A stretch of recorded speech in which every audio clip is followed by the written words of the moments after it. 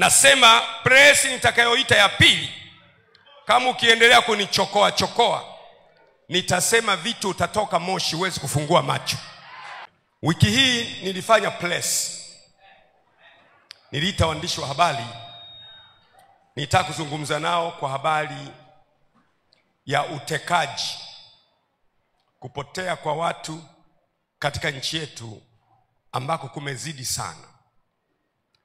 Na nikazungumza mambo machache sana. Nikasema kwamba watu wanapotea sana, na hatujui sasa nani anayefuata kwenye kupotea. Unaweza kunyamaza, kumbe unafuata wewe. Na nikasema kwa ufupi kwamba nashauri mambo kadha wa kadha. Kwanza ndio shauri ni kwamba viongozi wa vyombo vya dola, kwa maana ya mkuu wa jeshi la polisi na wasaidizi wake wote walio chini yake, mkuu wa idara ya usalama na walio chini yake wote, mkuu wa jeshi la wananchi kwa maana ya TPDF, CDF na walio chini yake wote, mkuu wa jeshi la magereza na walio chini yake wote, mkuu wa jeshi la uhamiaji na walio chini yake wote. Nikasema kwamba hawa kimsingi wao wanateuliwa na Mheshimiwa Rais au na taasisi ya rais. Na nini kimetokea? Hawa watekaji wanateka watu, hawapatikani.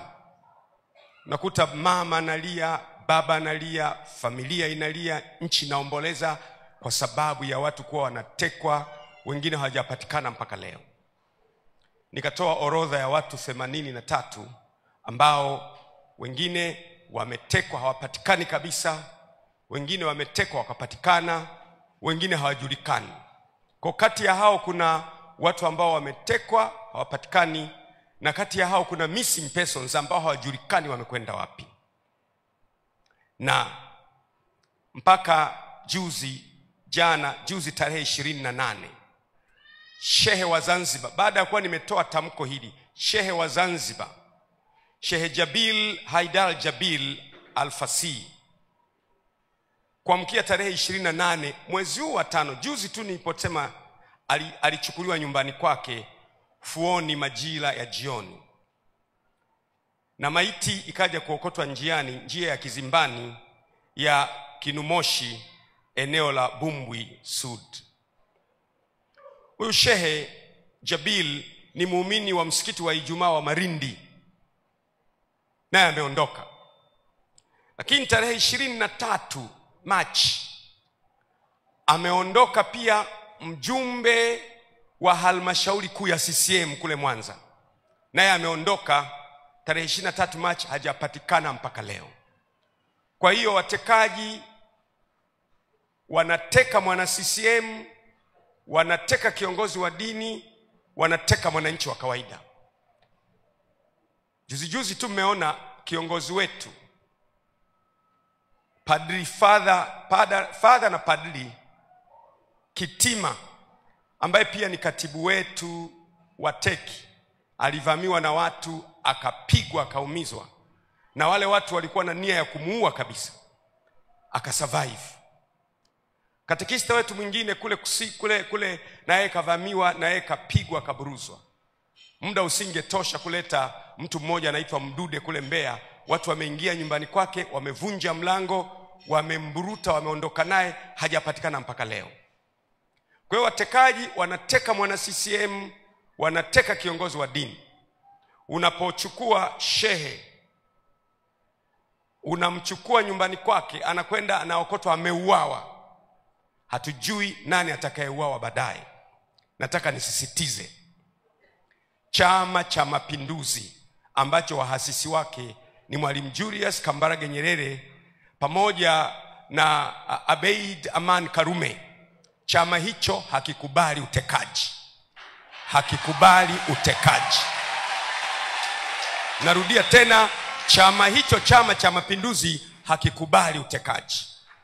Na mimi mpaka sasa ni mwanachama wa Chama cha Mapinduzi, naungana na waasisi wetu Mwalimu Julius Kambarage Nyerere pamoja na Aman Abeid Karume na viongozi wengine wote wa Tanzania waliowahi kutawala nchi hii, akiwemo Ali Hassan Mwinyi ametangulia mbele za haki, akiwemo Benjamin Mkapa ametangulia mbele za haki, akiwemo Jakaya Mlisho Kikwete ambaye tuko naye leo, akiwemo John Pombe Magufuli na viongozi wengine wote. Hawa wote hawajaasisi chama cha kuteka watu, na CCM sisi si watekaji, na anayeteka watu anateka kwa nia yake yeye mwenyewe. Mmenisikia ndugu zangu? Mpaka leo mimi ni mwanachama wa CCM ambaye hataki utekaji. Narudia tena, sitaki utekaji. Narudia tena, sitaki utekaji na watu kupotea kwenye mazingira ya kutatanisha.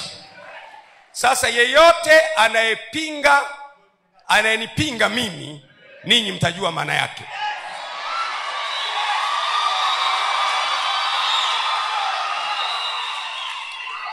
Nilitoa mifano nikasema hivi, mwanangu Jordan akitekwa leo, akachukuliwa kama alivyochukuliwa ndugu yetu Muislamu mzuri Ali Muhammad Kibao hapo Tegeta jimboni kwangu. Anachukuliwa, basi inasimama, anashushwa ndani na watu wanaondoka naye mchana, alafu kesho yake anaamkia ameokotwa kule Ununio jimboni kwangu kule, ameng'olewa macho na amekufa. Nikasema akifanywa hivyo mwanangu Jordan, akachukuliwa na watu mchana, akaenda kung'olewa macho, nitajisikiaje? Na nikasema akichukuliwa rafiki yangu, ndugu yangu Abdul, mtoto wa Mama Samia Suluhu Hassan, mwenyekiti wangu wa Chama cha Mapinduzi, akachukuliwa yeye akaokotwa amekufa, ameng'olewa macho, utajisikiaje? Na naongezea leo, akichukuliwa mtoto wa Jakaya Mlisho Kikwete, akaenda akang'olewa macho, akaenda, natoa mfano, nawapa mifano, akaenda akaokotwa hana macho na amekufa, utajisikiaje? Akichukuliwa mtoto wa Alhaji Ali Hassan Mwinyi, akaenda akaokotwa, kesho ameng'olewa macho, amekufa, utajisikiaje? Hivyo hivyo mtoto wa Majaliwa, hivyo hivyo akichukuliwa mtoto wa John Pombe Magufuli, akaokotwa amekufa. Leo kwa nini hatuoni kilio cha hawa watu wanyonge, wenye dhiki, wenye tabu, wenye matatizo, waliochoka? Mimi nitalisimamia mpaka mwisho. Nitalisimamia na kuhakikisha utekaji umehama katika nchi. Narudia tena, CCM sio watekaji na sio chama chenye sera ya kuteka watu. Kama kuna mtu anateka yeye mwenyewe, sio kwa niaba ya Chama cha Mapinduzi, ni kwa maslahi yake yeye mwenyewe. Mmenielewa? Mmenielewa? Sasa kama nimeongea mimi, alafu kesho shehe kachukuliwa nyumbani kwake, watu wamekuja na Noah, wameondoka naye, kaokotwa amekufa baada ya masaa 2-3, nani anayefuata baadaye? Na kwa sababu hiyo mpaka terminology imezaliwa. Nikasikia terminology inaitwa Gwajimanization. Tumepata neno mpya kwenye ulimwengu wa kisiasa, linaitwa Gwajimanization. Sasa nilipoona Gwajimanization, nikataka sasa niitafasiri Gwajimanization maana yake nini. Gwajimanization au Gwajimanizing ni ujasiri usioteteleka wa kusema kweli,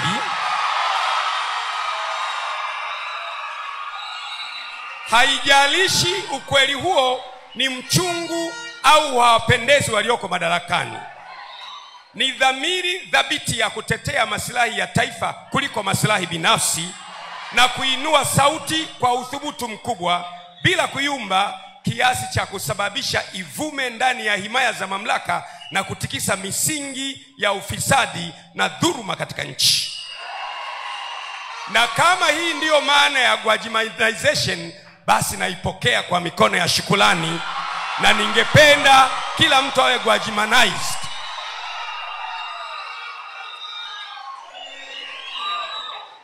Naipokea kwa mikono ya shukrani. Ndugu zangu, nimesema maneno haya ili kufafanua place yangu, kwa sababu mnajua nyie ni kanisa. Wale walio mbali mmesikia askofu wenu anatajwa kwamba ana Gwajimanize. Gwajimanization kwa maana hii sasa nakubali kweli, ningependa kugwajimanize, kwa maana ya ni ujasiri usiotetereka wa kusema ukweli. Haijalishi ukweli huo ni mchungu au hawawapendezi walioko madarakani.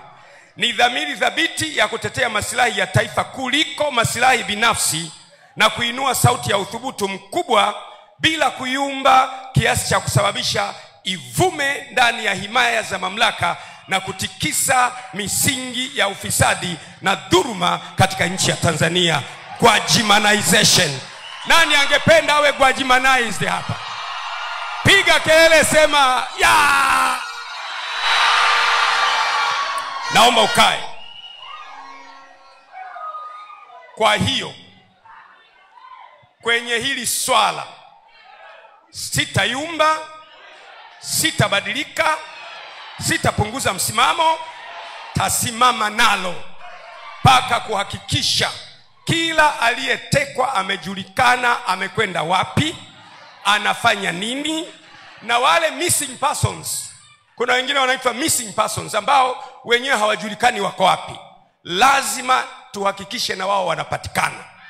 Sasa ndugu zangu, vaeni silaha kamili za Bwana ili muweze kushindana siku ya uovu, kwa maana kushindana kwetu sisi si juu ya damu na nyama, ni juu ya falme na mamlaka na wakuu wa giza na majeshi ya pepo wabaya katika ulimwengu wa roho. Tutashindana na tutashinda. It is in this time we refuse abductions in our country, disappearances in our country. We will never take abductions and disappearances in a country, Tanzania, as a normal matter. We refuse to do it. And I, as a Tanzanian, will never swallow that people are abducted and everybody is silenced. Silence means granting access to evil. Silence means comfortable. Silence means go ahead. I refuse to be silenced. I refuse to be silenced. I refuse to be silenced. Hebu sema kwa sauti, Tanzania ni yetu sote. Sema Tanzania kwanza, yeyote yule na wowote wale na lolote lile linafuata baadaye. Ushauri wangu mwingine ukawa, kwa mfano ikiwa, narudia tena ikiwa, sema ikiwa. Kwa sababu watekaji wengi hawa hawajapatikana, na mimi nikasema mimi haiwezekani watekaji wawe vyombo vya dola. Nikasema watekaji sio polisi, kwa sababu polisi hawezi kwenda kumchukua mtu mahali na akajitambulisha polisi alafu mtu huyo akaokotwa ametupwa boda. Kuna yule yule kaka wa Kenya Boniface Mwangi, kuna yule dada wa Uganda kaka Boniface Mwangi wa Kenya, na yule kaka dada wa Uganda yule Agatha Tuhaile. Haiwezekani, wale si polisi. Polisi wa kwetu ni competent. Sema tena competent. Wale sio idara ya usalama. Idara ya usalama ya kwetu ni competent. Wala sio jeshi la wananchi, wala sio magereza, wala sio uhamiaji. Sio. Bila shaka inaweza kuwa, hebu sema inaweza kuwa, kuna kakikundi fulani ambako kenyewe kanakuwa kanawachukua watu kwa maslahi ya mwanasiasa fulani. Ndiyo maana nikapendekeza kwamba wakuu wa vyombo vya dola, wa kwanza, wa pili, wa tatu, wa nne, wale ambao wanapatikana kwa influence ya taasisi ya rais, ndiyo rais awe anawachagua. Lakini akitaka kuwatoa, apeleke hoja kwenye kamati ya ulinzi na usalama na mambo ya nchi za nje ya bunge, ili wabunge tuone huyu mkuu wa chombo cha dola asije kuwa anatolewa kwenye nafasi yake kwa sababu ametetea maslahi fulani ya taifa, ili kwamba taifa liwe salama, ili vyombo vya dola wawe na uwezo wa kutulindia maono zetu siku zijazo. Na nasisitiza, huo ndio ushauri wangu wa kukomesha watekaji. Kwa sababu chombo cha dola, kwa mfano, natoa mfano, kwa mfano chombo cha dola kimeona kumbe anayeteka watu ni kakikundi kale. Alafu chombo cha dola kikaenda, kumbe kakikundi kale ni kakiongozi fulani wa kisiasa. Katashindwa kwa sababu mtu anaweza hata awe polisi au idara ya usalama au magereza au jeshi la wananchi au hamiaji, ni binadamu aliye na roho, ana moyo. Akiambiwa utafukuzwa kazi, ana familia, ana watoto, ana maisha, ana mama yake, ana baba yake, utaogopa. Akifukuzwa wa kwanza, wa pili, wa tatu, wa nne, wa tano, atakayekuja atakubali. Nikashauri kwamba ni muhimu sana, ndiyo ni ushauri. Na mimi nashangaa kwa nini watu wanapiga kelele na ushauri. Kwa sababu ushauri unaweza kuukataa au unaweza kuukubali. Nitegemea mtu aseme tu kwamba tumekataa ushauri wa Gwajima. Ni ushauri. Ni ushauri. Aseme tumekataa ushauri wa Gwajima, simple. Na ukiukataa ushauri wangu, mimi nimetumwa na Mungu kwenye hii nchi. Na safari hii ndio mtajua kwamba Mungu amenituma. Narudia tena. Mungu hatumi watu wazuri sana. Hatumi watu wenye sura nzuri sana. Hatumi watu wanaovutia sana. Mungu anatuma watu kama anavyopenda yeye mwenyewe. Na anatuma kwenye nchi kwa ajili ya makusudi yake ya milele. Karne ya kwanza Mungu wa mbingu na nchi alimtuma mwanae Yesu Kristo. Akaja hapa duniani. Ni binadamu 100%, lakini ametumwa na Mungu. Kwenye kitabu cha Yohana imeandikwa, palitokea mtu ametumwa na Mungu na jina lake aliitwa Yohana. Huyu alitumwa kutengeneza njia ya Yesu Kristo. Mungu anatuma watu. Baada ya miaka 500 na kitu baadaye, Mtume Muhammad sallallahu alaihi wasallam naye akaja duniani. Ndiyo maana unaona Uislamu umeenea duniani kote, naye alikuja kwa ajili ya utume wa kueneza Uislamu duniani. Kwa hiyo Mungu huwa anatuma watu kwa kusudi maalum.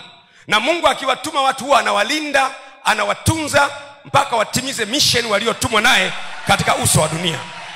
Nataka kusema sasa, yule unayenivamia hovyo hovyo, hautaweza. Hautaweza. Yeye anilindaye hata lala wala hata sinzia, yeye aliye mkuu wa Israeli, hata acha mguu wangu usogezwe. Wao watataja magari, wao watataja farasi, wao watataja silaha zao, lakini mimi nitalitaja jina la Mwenyezi Mungu aliyeumba mbingu na nchi, akulindaye hata lala wala hata sinzia, aliye mkuu wa Israeli. Tumpigie Bwana makofi makubwa sana.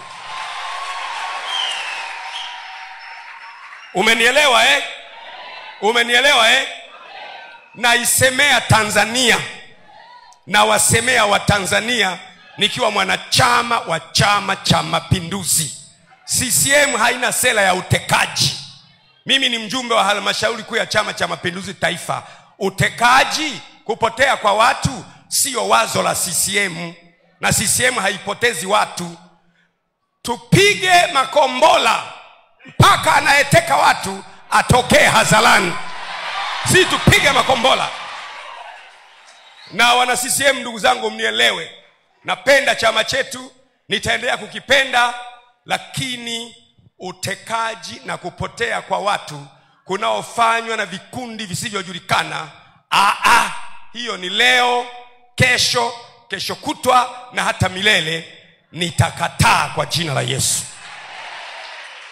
Naomba mkae. Nataka niishie hapo kwa maneno haya. Nimeyasema hayo kwa sababu sasa nimezungumzwa Tanzania nzima. Na ni muhimu sana kama kiongozi wako kuzungumza Tanzania nzima. Na mimi ni mtu mwenye staha. Nimetengenezwa, nimeumbwa na staha. Ninaheshimu, siwezi kuaibisha mtu. Lakini sasa nitakapoita presi inayofuata, kama watekaji wananifuatafata, nitaanika vitu hewani, moshi utatoka, hautaweza kufumbua macho yako. Narudia tena, ikiwa utaendelea kung'ang'ania Kwa sababu ni rahisi kusema kwamba, ilikuwa rahisi tu kwamba na sisi tunakataa watu kutekwa, na ushauri aliyoutoa askofu tunaukubali au tunaukataa. Nikamwona ponjoro mmoja wa hapo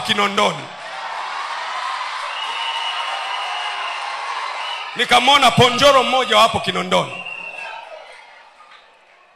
ambaye kazi yake ni kuchezesha kamari, ambaye hata Mwenyezi Mungu Subhanahu wa Ta'ala hapendi mambo ya kamari. Na yeye eti anaongea, anasema Gwajima anasema mtoto wa watu. Mimi nimetaja watoto wa wote. Nimetaja mtoto wangu Jordan, nimetaja mtoto wa Majaliwa, nimetaja mtoto wa Samia Suluhu Hassan, nimetaja mtoto wa watoto wa watu wengi. Eti yeye anaumwa na mtoto mmoja tu. Eti yeye ni mtoto mmoja tu. Sasa nisikilize, ponjoro wa Kinondoni. Nikikuamkia wewe utabaki vipande, kwa maana ya nikikusemesha Kinondoni yote itakukataa na utanuka kinyesi. Tulia, kaa kwa kutulia. Hapa unaongea na jasusi la mbinguni.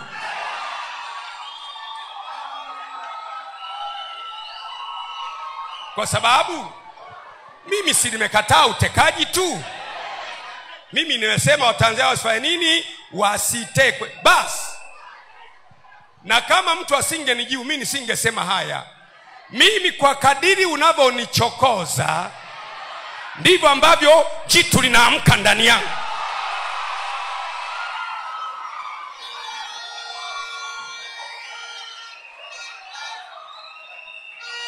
Na Chama cha Mapinduzi, Gwajima ni hazina yenu. Gwajima ni hazina yenu ya CCM. Mnaye mtu ambaye hamjamjua bado. Narudia tena, you have a person that you don't understand yet. Hamjamjua bado. Mtu mliye naye ni mtumishi wa Mungu wa wote, na anatakiwa afanye mapenzi ya Mungu kwa wote. Na saa imetimia. Naam, atukuzwe mwana wa Adamu. Tumpigie Yesu makofi makubwa kabisa.